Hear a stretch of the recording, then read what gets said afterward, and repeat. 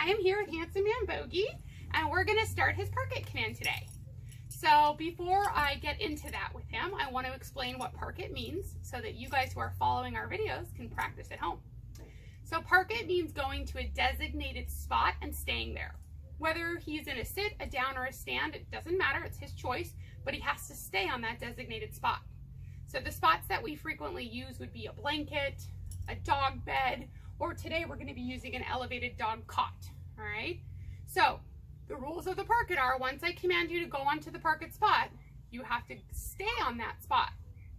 One of the areas that we find that is really confusing to dogs is if we don't have a clear signal that tells them when the stay is over. How is a dog supposed to know how long you want them to stay or when that stay command has stopped? The easiest way to communicate that effectively is to have a release word. So with Bogey, we're going to be using the word okay because that's the word that his mom already uses. You're also going to see that we're going to pair that with body language and a hand signal so that there's a lot of clarity about what he's supposed to do. Remember, you know, dogs are learning a different language, okay? It's like me learning Spanish. If you ask me to conjugate a verb in the past tense, good luck. I can only speak present tense. So we want to add as much clarity as we can so that dogs know exactly what's expected of them and can perform what we're asking them to do. All right, so to get started, I have really yummy treats cut into small pieces. And I'm going to start by just teaching him what park it means. That means to get all 4 feet on the cot. Once he has all 4 feet up there, I'm going to pay him with treats and I'm going to release him right away. Let's see what that looks like. Bogey, park it. Good boy. Right now he's just following the treats, but that's great. He got 1, he got 2. Okay. Look at how clear my body language is. It's very easy for him to tell that it's a good time for him to move off the spot. Okay, that's intentional. And if you guys are practicing at home, do that with your dogs too. Let's do a couple more warm-ups, just teaching him what this means. That's a nice choice. You'll find that dogs start to auto park once they figure this out because they know that's where the good stuff comes. Not going to pay for that because I didn't ask him to do it, but it's a really nice thought on his part. Bogey, park it. Yeah, I got the treat. Got a second treat. Okay.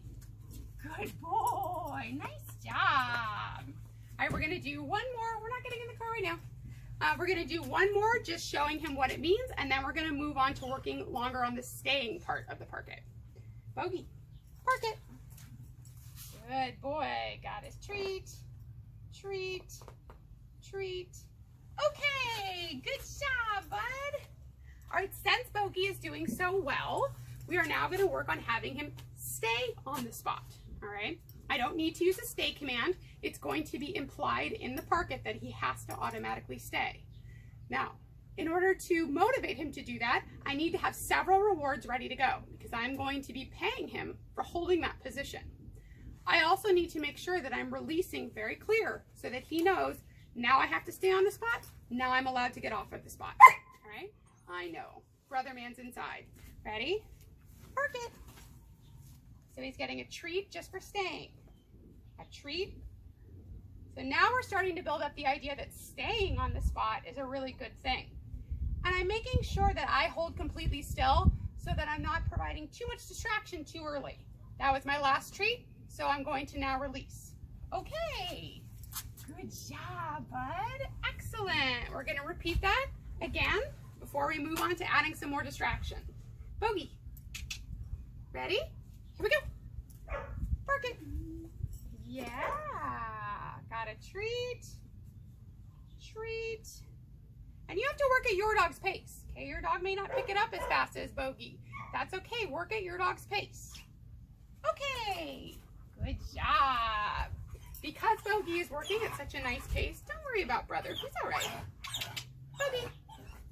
Another thing that we're working on with Bogey is some separation anxiety from brother. So he's getting practicing 2 skills here. Okay, so the next one I'm going to add a little bit of distraction. Okay, I'm going to start moving my body. Most of our dogs think that when the human's body moves, they should move too. And that's typical when they're walking with us or moving with us around the house. So I need to start the concept of he's going to stay while I move. Let's see how I do that. Bogey, park it. Good boy. So I've rewarded him for going on, I've rewarded him for staying, and now I'm just gonna start moving my feet little by little and paying him in between. So he's just getting the idea, okay, well, Erin might move around, but I'm gonna get treated for staying here. Okay, good job, excellent. Let's do that again. Repetition is very important in dog training, guys. It takes time to build skills. You have to repeat things over and over and over again. Ready? Bugs. Park it. Good boy. Excellent. If you use praise, okay, you want it to be calm praise here. If you're too excitable, uh-oh, I dropped one. Yeah, good boy. If you're too excitable, that will encourage your dog to get off the spot. So this isn't a good place for excitable praise. Okay, there, you found it. Good job. And you can see there, when I accidentally dropped a treat, it was a good challenge. I just used the leash to make sure he didn't get off the spot prematurely before I had given that release. All right, so we're gonna try one other type of distraction as we work with Bogey. This is gonna be an excitable distraction where I get to act like a goof. You can't be afraid to get goofy when you're training dogs. Bogey, park it. Good boy. So I'm gonna give him 2 rewards for going onto the spot and staying onto the spot, and then I'm gonna start acting silly. Okay. As my hands get drooly, I start dropping treats. Yay! Good boy. Puppies! Good boy. Red, blue, green, orange. Good boy. Okay, good job. So, again, no matter what you're training a dog to do, you want to start with little tiny distractions. Come here, folks. Yeah. And build slowly, okay? When you are working with a dog, it's the same as, let's say, learning a skill like math. Most of our clients want their dog to be at a calculus level, and that's great. We want to work towards calculus, but you don't start off at calculus. You have to develop your skill set in arithmetic, right? Before you can build to all the layers that reach you to calculus. So we're starting at that level with Bogey, and he's a great student and he's very motivated. So we're able to move quickly, but you have to work at your own dog's pace. So make sure that you're building that foundation with the easier levels of math rather than just rushing your dog to calculus where they're gonna get confused and frustrated so easily. I hope that Bogey's training session here helps you guys work on some park it skills with your dogs. Don't forget to reward frequently and use that clear release word, hand signal, and body language so your dog really understands what you want from them.